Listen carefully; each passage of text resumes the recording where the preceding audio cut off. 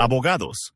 ¿Qué detalle pequeño terminó cambiando todo el juicio? Historia 1. Defendía a un hombre acusado de irrumpir en una tienda de cómics durante la madrugada. La fiscalía presentó como evidencia una grabación de la cámara de seguridad donde se veía a alguien con sudadera y pasamontañas, muy parecido a mi cliente.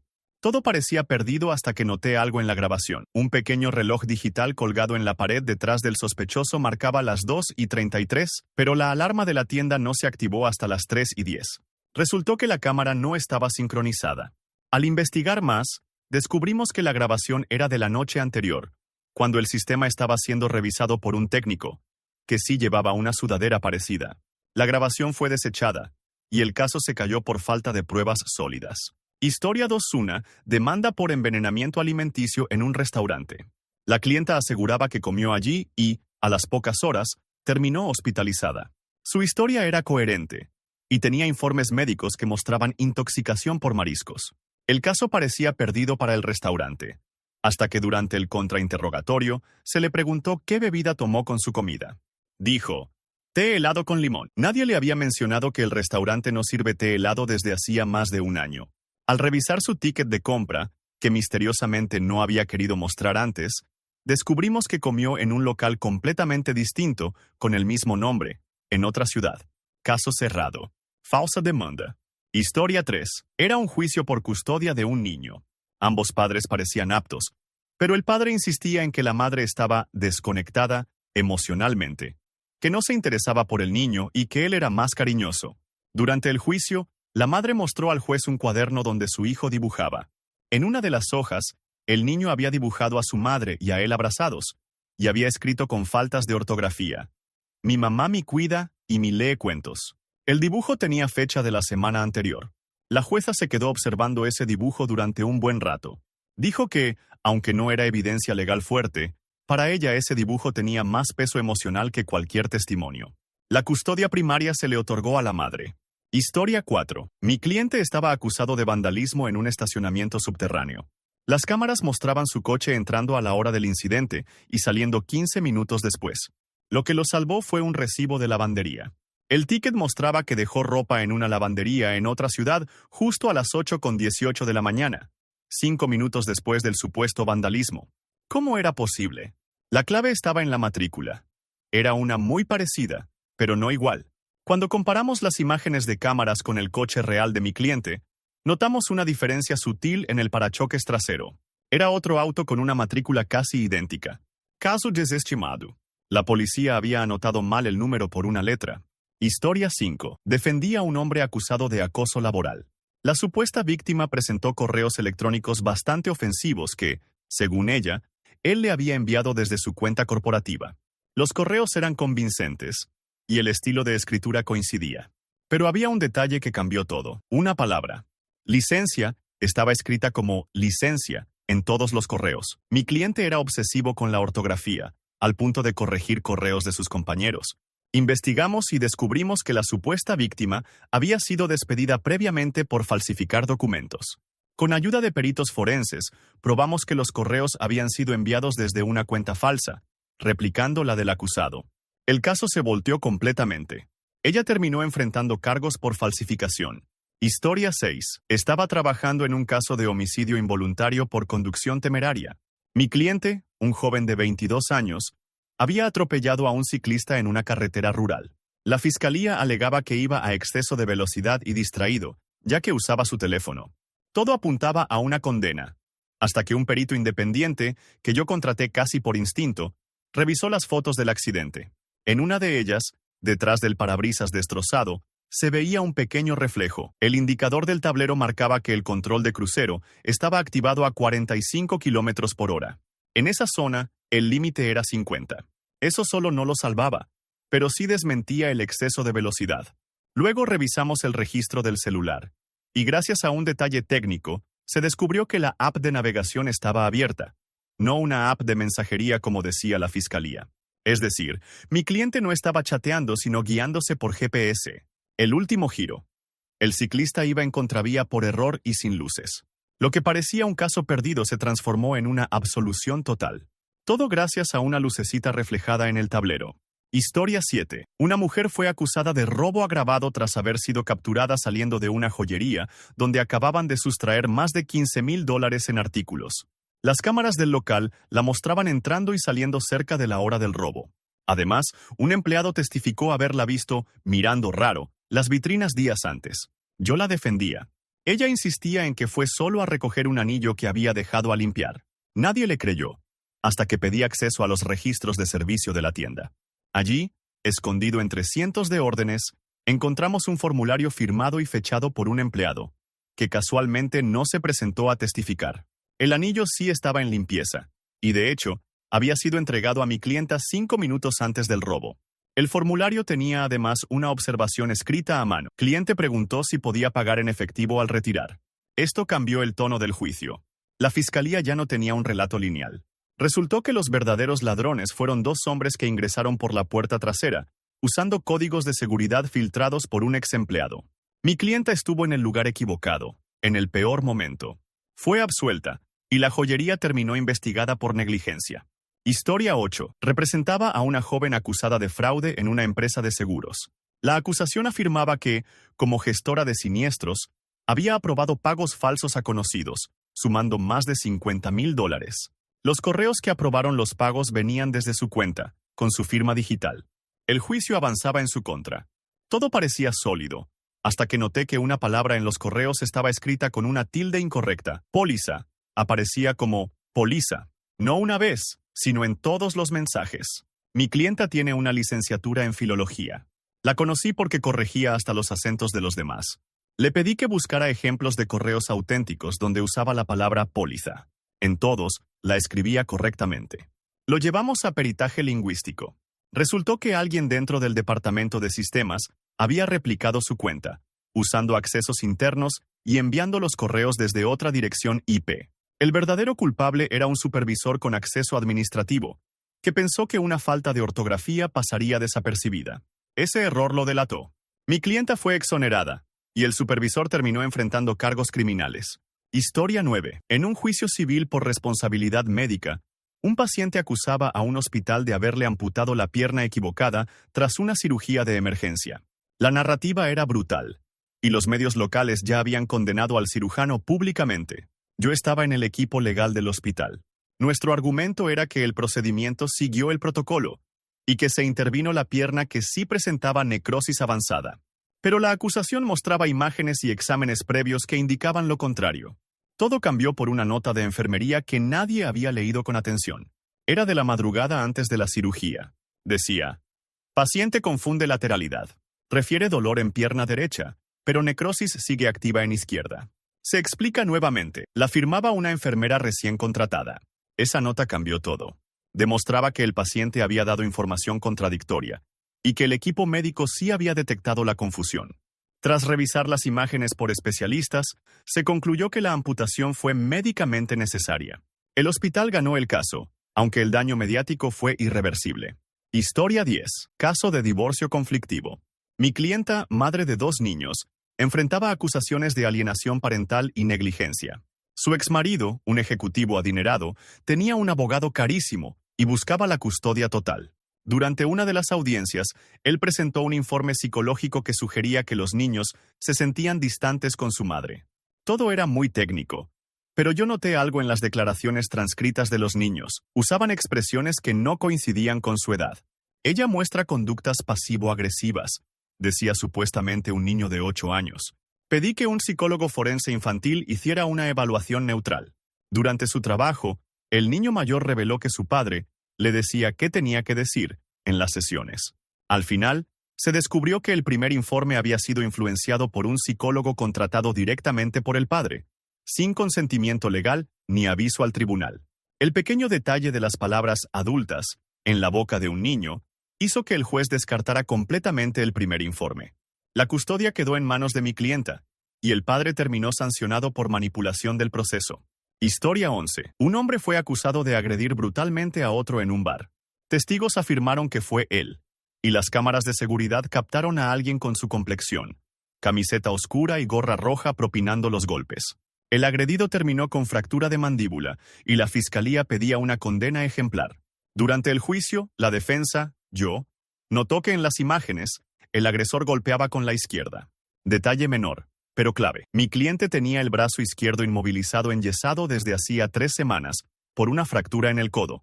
Lo había mencionado, pero no le habíamos dado tanta importancia. Aportamos radiografías, reportes médicos y testimonio del traumatólogo. La fiscalía intentó argumentar que quizás se quitó el yeso para cometer el ataque. Pero el video mostraba además al agresor levantando con normalidad un vaso con la izquierda, algo imposible para mi cliente.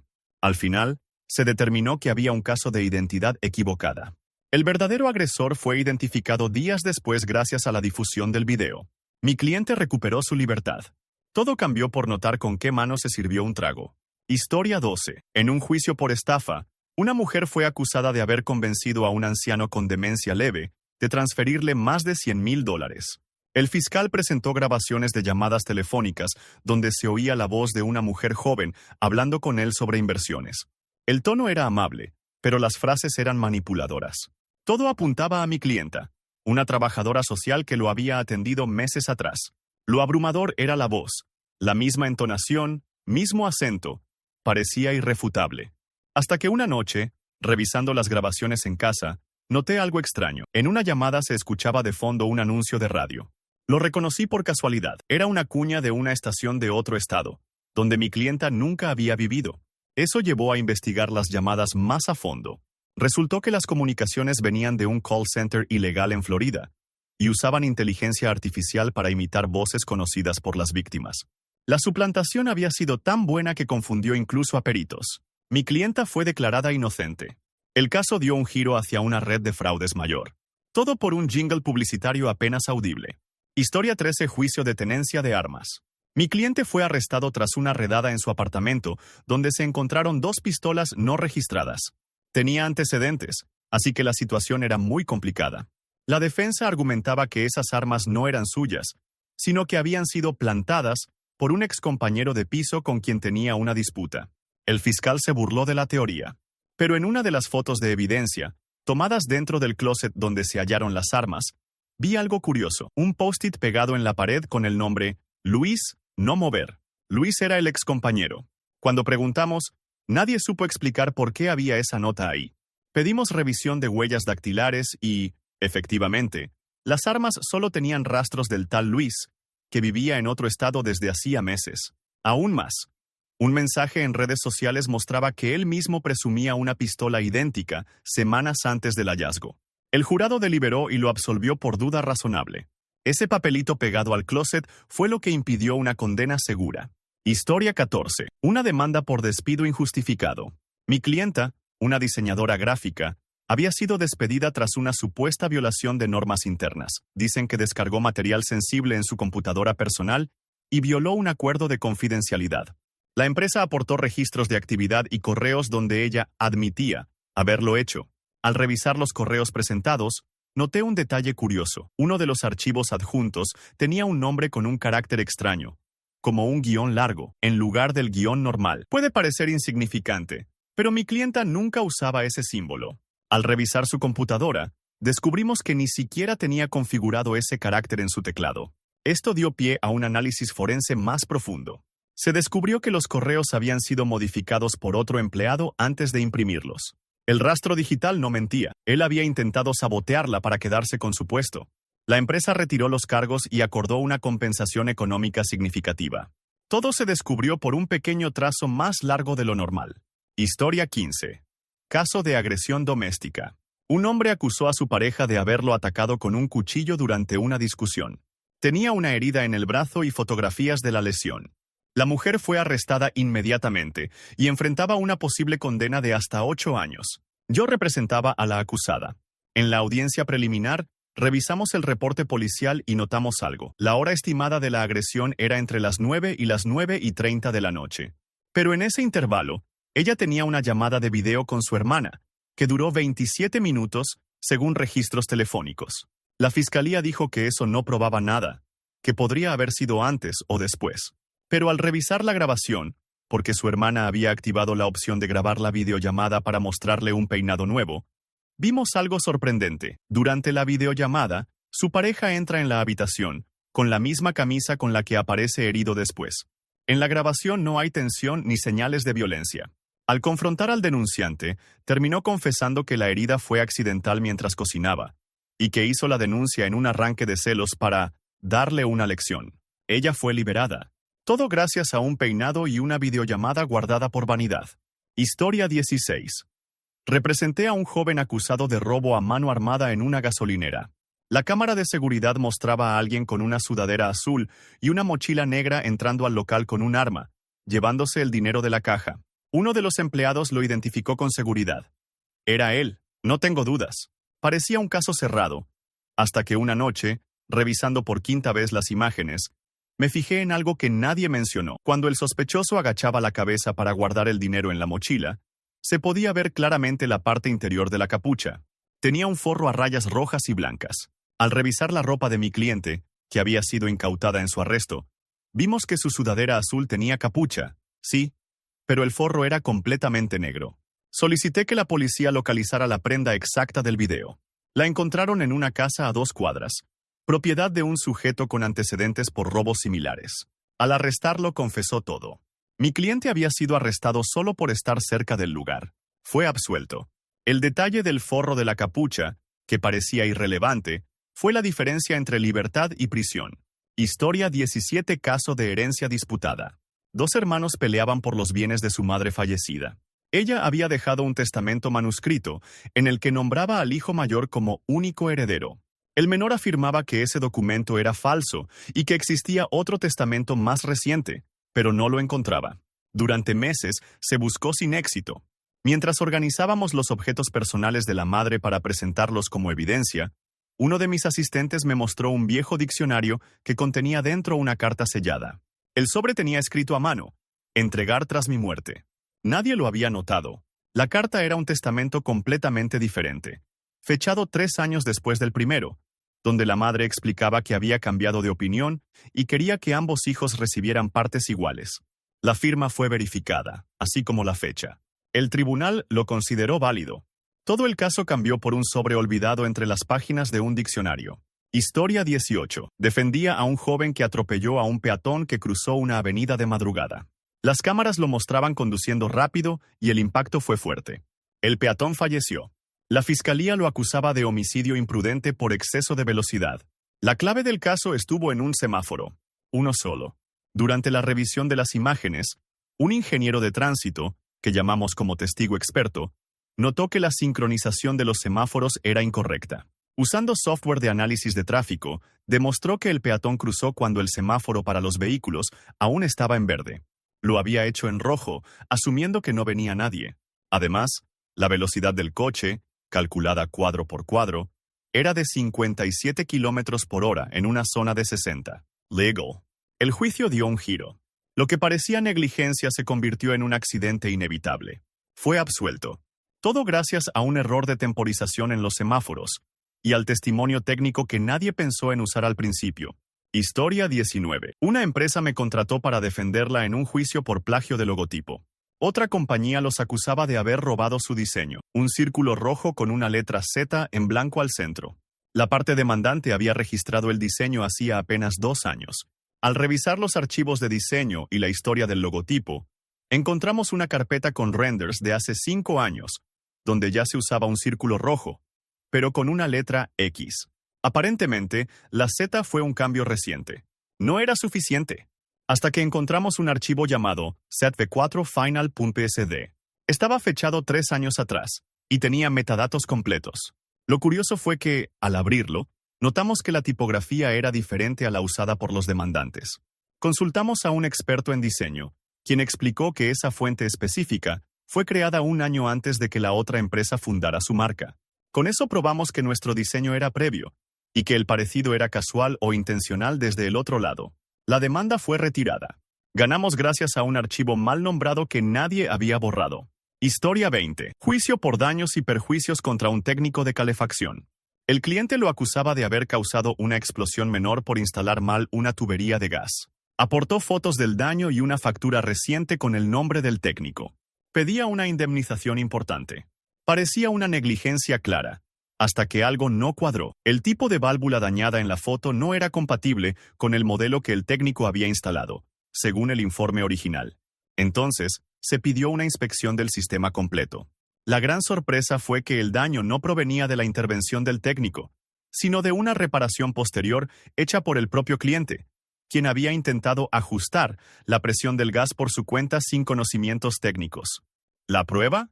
Una factura de una ferretería, con su nombre, fechada 2 días después de la visita del técnico, donde compró exactamente la válvula incorrecta. El juez desestimó la demanda. Todo se vino abajo porque el demandante no tiró un recibo de $35. Historia 21. Una mujer fue acusada de provocar un incendio en su apartamento, supuestamente por dejar una vela encendida cerca de cortinas. Los bomberos reportaron que la fuente del fuego coincidía con esa versión. El seguro se negó a pagar, y además enfrentaba cargos por negligencia. Ella insistía en que no había velas encendidas. La defensa parecía débil, hasta que durante una inspección independiente, uno de los expertos encontró en los restos de la habitación una batería de litio carbonizada. Era parte de un scooter eléctrico que el hijo de la mujer usaba.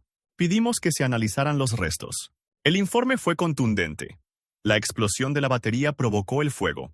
No solo eso, el scooter tenía un defecto de fábrica que había causado incidentes similares en otros estados, y el fabricante estaba en proceso de retiro silencioso del modelo.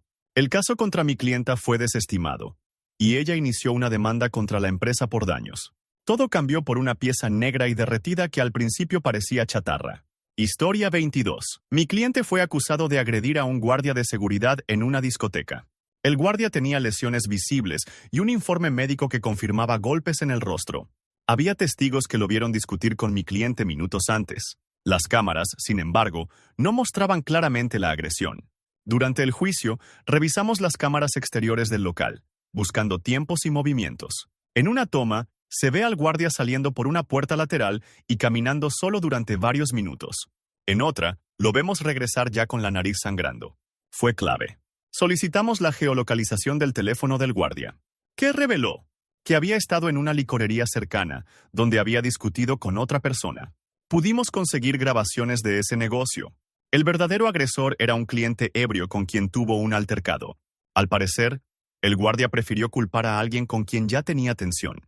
El fiscal retiró los cargos. Mi cliente se salvó de una condena por agresión, todo gracias a un video borroso donde solo se veía a alguien caminando solo. Historia 23. Caso de acoso laboral. Mi clienta, gerente de proyectos, fue acusada por un subordinado de haberlo presionado, insultado y forzado a renunciar. Él presentó una serie de correos electrónicos donde ella usaba un tono agresivo y hacía amenazas veladas. Pero algo me parecía raro. Conocía el estilo de mi clienta.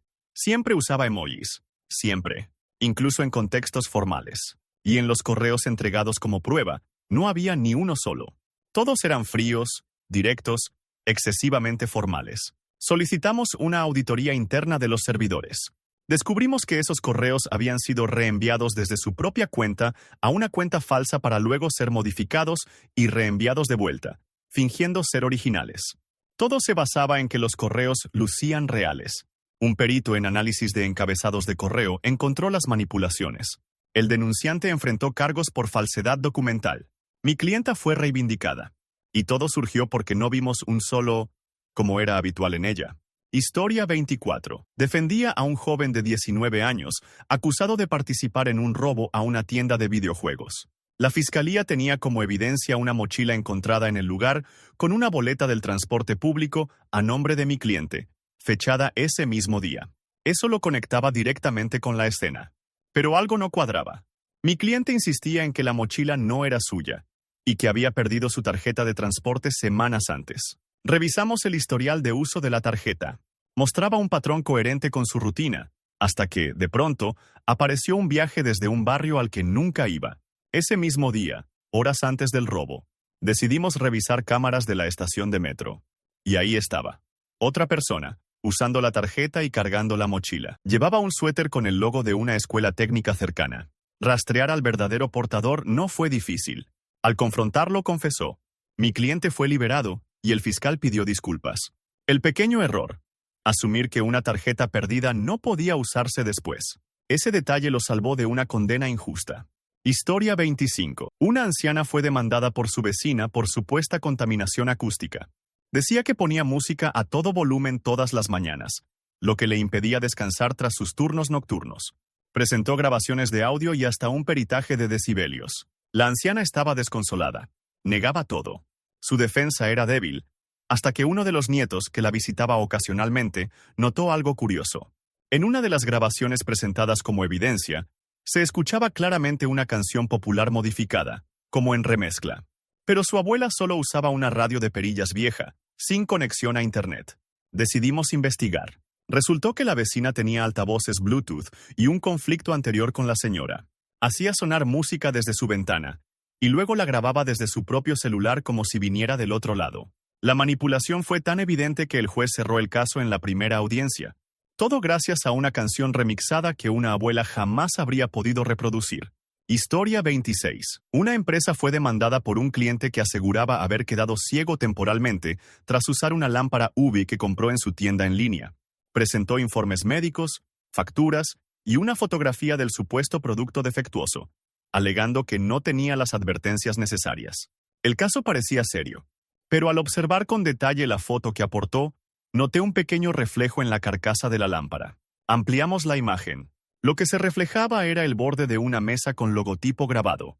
Ese logotipo no correspondía a ninguno de los modelos que mi cliente vendía, sino a una marca genérica muy barata que se vendía en plataformas asiáticas. Rastrear el modelo exacto llevó días, pero logramos encontrar la lámpara original en un marketplace extranjero, con el mismo reflejo en la carcasa metálica. Estaba claro, el demandante había confundido o manipulado el origen del producto para culpar a una marca reconocida. El juez desestimó el caso. El reflejo de una mesa grabada fue más poderoso que cualquier testimonio. Historia 27. Un hombre fue detenido por intento de secuestro. La denunciante, una joven madre, dijo que él había tratado de forzarla a subir a una camioneta mientras empujaba el coche de su bebé. Aportó una descripción, un dibujo del vehículo e incluso el color exacto. Mi cliente tenía una camioneta blanca, como la descrita, y estaba cerca de la zona ese día. La fiscalía tenía registros de GPS, pero nada concluyente. Él juraba que solo fue a entregar unos papeles del trabajo. Durante la revisión de cámaras de tráfico, detectamos algo mínimo. En un cuadro borroso, se veía el coche del bebé, y tenía un peluche colgando, con forma de reno. Parecía irrelevante, hasta que la defensa notó que ese modelo de cochecito solo se vendía en Canadá y no tenía distribución en nuestro país. La madre lo había comprado de segunda mano. Investigamos su procedencia. Descubrimos que había tenido una disputa con otro vecino, dueño de una camioneta similar, a quien quería involucrar. Pero confundió los vehículos y señaló al equivocado. La acusación colapsó. El peluche del reno, que colgaba inocente, reveló toda la farsa. Historia 28. Defendía a un tatuador acusado de haber infectado a un cliente con hepatitis C por malas prácticas de higiene. El cliente presentó su historial médico, imágenes del tatuaje fresco, y dijo que jamás se había hecho otro tatuaje ni compartido agujas. Parecía directo, hasta que en una de las fotos del tatuaje, recién hecho, se notaba un detalle extraño. Al fondo, sobre una repisa, se veía un bote de tinta de una marca que mi cliente nunca usaba. Lo reconocí porque esa tinta había sido retirada del mercado meses atrás por una alerta sanitaria. Eso nos llevó a revisar foros, fotos y redes. Y ahí estaba. El cliente había publicado un selfie semanas antes, haciéndose un tatuaje espontáneo en una feria clandestina. El tatuador no licenciado usaba esa marca prohibida. En el contrainterrogatorio, lo confrontamos con la publicación. No pudo sostener su versión. El juez lo multó por perjurio. Mi cliente quedó libre de cargos, y el caso sirvió para abrir una investigación sobre tatuadores ilegales. El bote olvidado al fondo de una repisa le salvó la reputación. Historia 29. Mi cliente fue acusado de haber filtrado información confidencial de un bufete de abogados donde trabajaba como pasante. Un documento importante, con cláusulas de una fusión empresarial, había sido publicado en un foro financiero 2 días después de que él tuviera acceso. El archivo en cuestión era un PDF protegido, y solo 5 personas lo habían abierto. Mi cliente era el más nuevo del grupo y el blanco fácil. Todo cambió por un error tipográfico. En el PDF publicado en el foro, la palabra garantía aparecía sin tilde. Revisamos el archivo original. Allí, todas las palabras estaban correctamente escritas, especialmente porque usaban revisión automática. Pero uno de los abogados tenía la costumbre de quitar las tildes por rapidez. Revisamos correos internos y encontramos múltiples documentos suyos con garantía sin acento. El archivo filtrado había sido exportado desde su computadora. El patrón de errores ortográficos fue lo que permitió establecer la autoría real. No hubo confesión, pero bastó para retirar la acusación contra mi cliente. Una tilde, o su ausencia, cambió todo. Historia 30. Caso de presunto maltrato animal. Una vecina grabó a un hombre discutiendo con su perro, al que se oía llorar, y subió el video a redes sociales. El escándalo fue tal que lo denunciaron, y enfrentaba multas y hasta posible retiro del animal. Él insistía en que solo lo estaba entrenando para no morder las puertas, y que jamás lo golpeó. Pero el video, aunque borroso, mostraba al perro llorando y escondiéndose. Solicitamos revisión del archivo original, y pedimos acceso a más grabaciones del mismo día. En una de ellas, grabada por la cámara del portero automático, se ve claramente que el perro tenía una de sus patas atrapada bajo la puerta del balcón, y que el hombre lo estaba ayudando a liberarse, no lastimando. Además, el audio ambiente no era de golpes, sino del perro chillando del susto. Incluso se escucha al dueño decir: «Tranquilo, ya casi está». La denunciante había editado el video para sacar esa parte. El juez no solo desestimó el caso, sino que ordenó medidas por denuncia falsa. Todo gracias a un video olvidado por la denunciante.